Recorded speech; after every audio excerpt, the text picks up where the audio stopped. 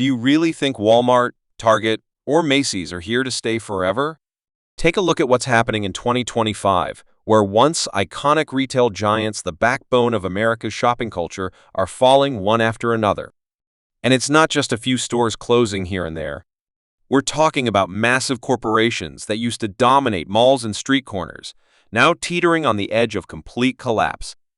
Unprecedented inflation, soaring operating costs, shoppers tightening their belts, plus a wave of new tax policies. All of it is shaking even the biggest names to their core. The places you used to shop every week, where your kids once landed part-time jobs, are now slapping up permanently closed signs. And if the giants can't survive, what happens to the rest of us? In today's video, we're breaking down 10 major players quietly heading toward the end, and asking the critical question, what happens when tomorrow comes and you can't find a single essential item anywhere? Before we dive in, hit that subscribe button and ring the notification bell because this story is developing faster than most people realize, and you don't want to miss what's coming next. There was a time when Americans believed Target was the last place they could count on during times of soaring prices. But 2025 has dealt a harsh blow to that trust.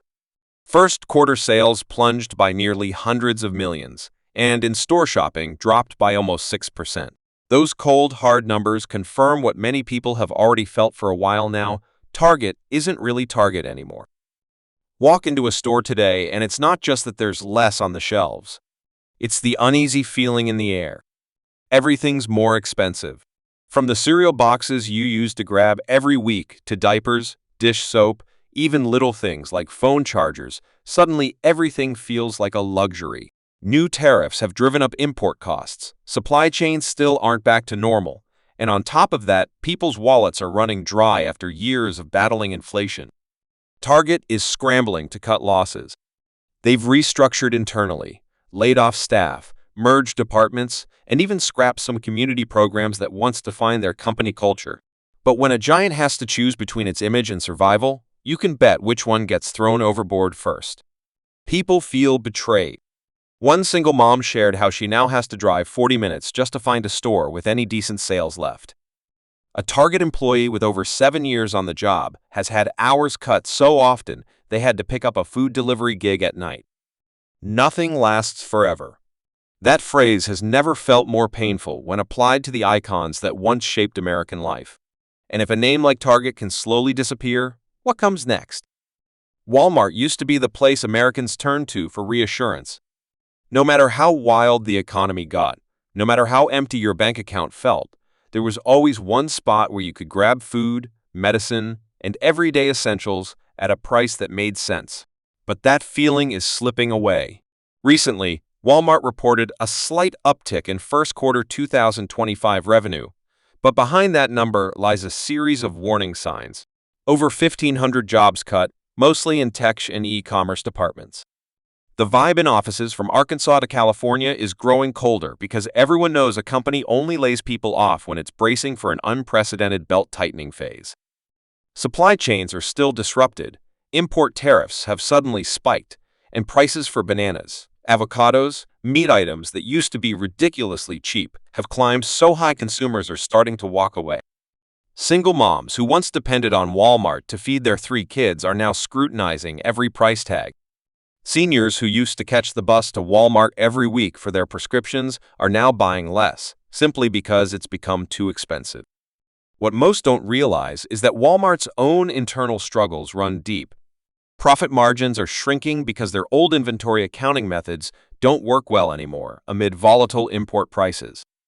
Stocks are volatile, investors nervous, leadership constantly restructuring. But no report dares say it outright. Americans are losing faith in what used to be their last refuge. Walmart probably won't vanish overnight, but if it loses its place as the market for every household, what meaning does its existence still hold? Best Buy doesn't sell produce or medicine, but if you've ever needed to buy a laptop for your kids' schoolwork, a fridge when your food started spoiling in the summer heat, or just a charging cable when your phone's about to die, this is where Americans turn when technology becomes essential to everyday life. And now that place that once felt like they have everything is standing empty, not because the shelves are bare, but because nobody's coming through the doors.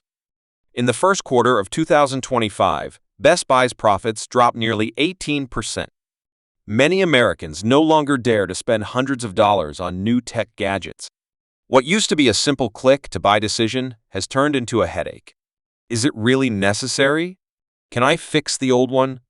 Is there a cheaper option somewhere? When what you really need is food on the table tomorrow, smart speakers and air purifiers suddenly feel like luxury items. Rising import costs from new tariffs force Best Buy to hike prices, but when you raise the price of a TV while Amazon stays cheaper, what happens? Customers walk away and they don't come back. Best Buy once stood strong against the storm of e-commerce. They were proof that brick-and-mortar retail could survive if it was smart and agile enough. But today, even they have to bow to bigger waves: the economy, shifting consumer mindsets, and social changes like never before. In America, some things don't need advertising like Macy's. It used to be part of our shared memories, the place where families would bundle up for holiday shopping, where dresses were tried on amid laughter and compliments. But in 2025, walking into Macy's isn't a memorable experience anymore. It's a sad reminder that the past can't be held onto forever. Macy's sales keep plunging, store shelves are growing emptier, and the scent of expensive perfume is now drowned out by the smell of cardboard dust and silence. Many locations have shut down for good, and the ones still open are barely hanging on, living in fear of being wiped off the map at any moment. The reason isn't just the shift to online shopping.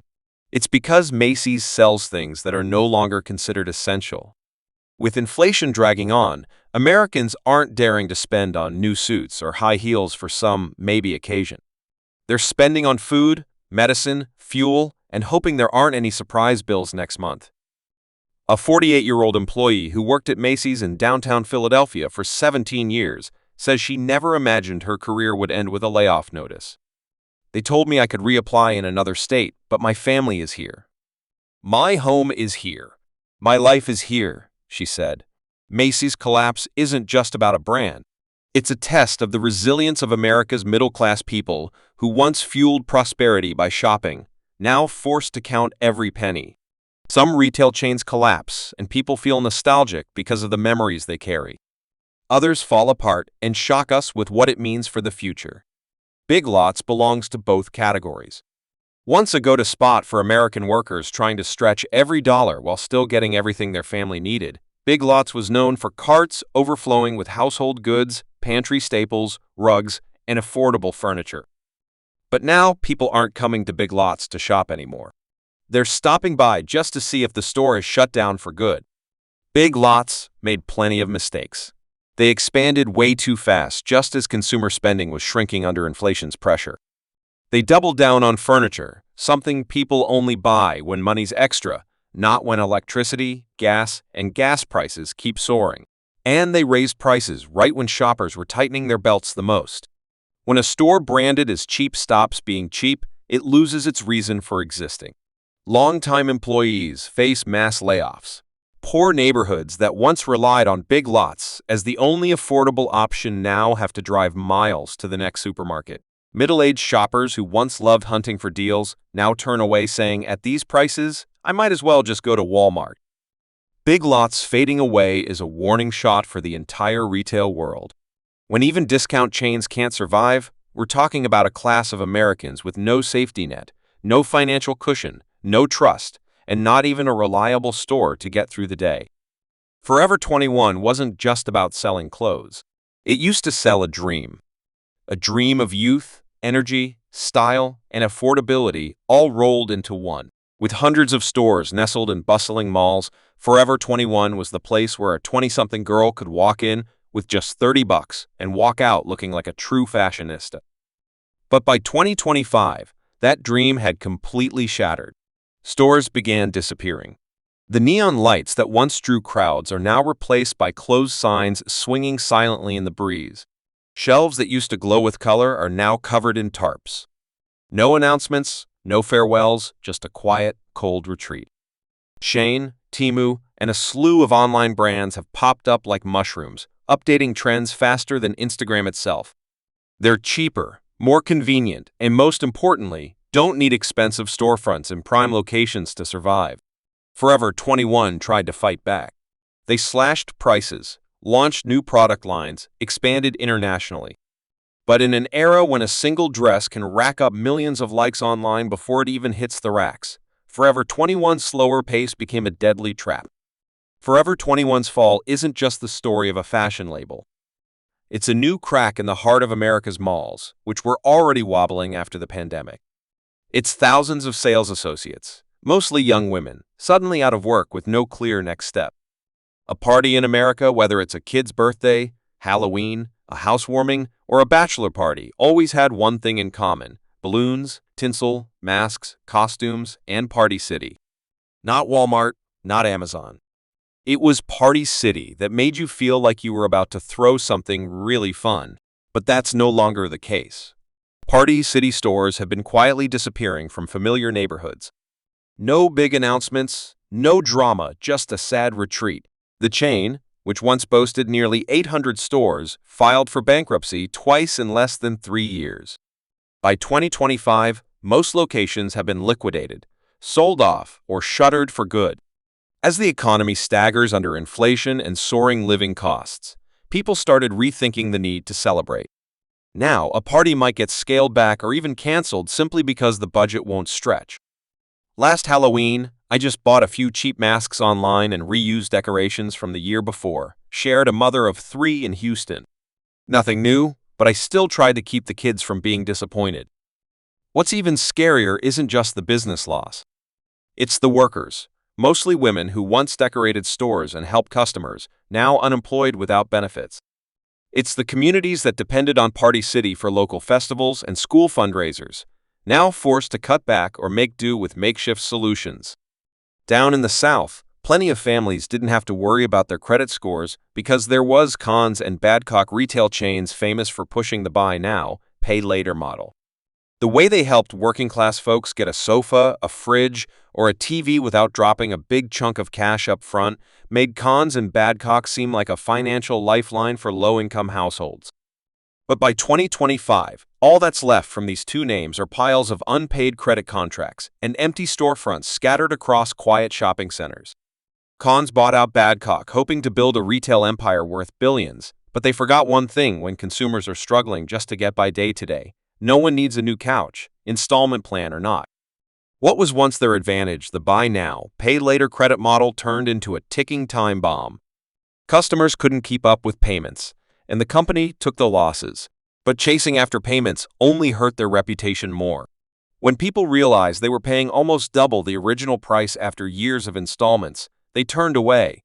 More than 4,000 employees from both chains lost their jobs. Many of them were once customers themselves, believing in the message Conn's make shopping easy, now left without income and carrying debts they once helped sell to others. In small towns where Badcock was one of the few trusted furniture stores, their disappearance meant more than just losing a shopping option. In the rural South, Bargain Hunt used to be a household name. A place where, with just $20 in your pocket, you could fill your car with stuff. Nothing fancy or flashy, but it was that thrill of scoring a great deal that kept customers coming back time and again. Now, though, Bargain Hunt is quietly stepping out of the game, just like it silently served the overlooked working class for so many years. The real shock hit when people started seeing their favorite stores closing one by one with no signs of reopening. From Tennessee to Alabama, Georgia to Ohio, small towns lost the place that once helped them buy household goods, clothes, even dry food at prices sometimes half what supermarkets charged. Not everyone can drive miles to Walmart or wait days for an Amazon order with high delivery fees. Bargain Hunt was a lifeline, and its collapse leaves a much bigger hole than the numbers suggest. When Amazon pulled its supply contracts, Bargain Hunt couldn't keep shelves stocked. Competition from big chains and online retailers was inevitable, but the deeper issue is that society is gradually losing the closest, most affordable options for low-income people.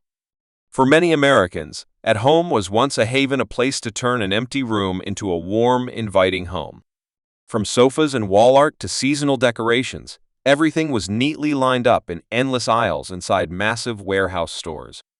But by mid-2025, those aisles have grown eerily quiet, and the dream of making a house feel like home is slipping away for millions of families. At home is drowning in debt, running out of cash, and teetering on the edge of bankruptcy. But this isn't just about one company failing. It reflects a deeper crisis for a whole segment of American consumers, the middle class, that once believed in the promise of big savings through bulk shopping as a smart way to stretch a paycheck. When trade tariffs surged to historic highs in 2025, import costs skyrocketed. Coffee tables that once sold for under $100 now retail for $160, and customers are realizing they can live without them. Even loyal customers have had to admit, I just can't afford to buy new summer decorations this year. I'm reusing what I already have. As one retail icon after another fades away, we have to ask, is this just about businesses failing, or is it a sign of something deeper unraveling in American life? Are we heading toward a society where even buying a simple decoration or hosting a small gathering becomes a luxury? Do you find yourself caught in a tightening spiral where each month you quietly give up one more little habit that used to bring you joy? The retail apocalypse of 2025 isn't just about store closures or corporate bankruptcies. It's about the fundamental shift in how Americans live, shop, and dream. When the places that once anchored our communities disappear, what fills that void? When the jobs that sustained entire families vanish overnight, where do those people go? The truth is, we're witnessing the end of an era. The era of abundant choice, of casual shopping, of retail therapy as a weekend activity. What comes next is still being written, but one thing is certain: the America that emerges from this retail apocalypse will look very different from the one we knew. If this analysis opened your eyes to what's really happening in retail, smash that like button, subscribe to the channel, and hit the notification bell. The story is far from over, and you'll want to stay informed as more dominoes continue to fall. What stores have you noticed closing in your area? Let me know in the comments below.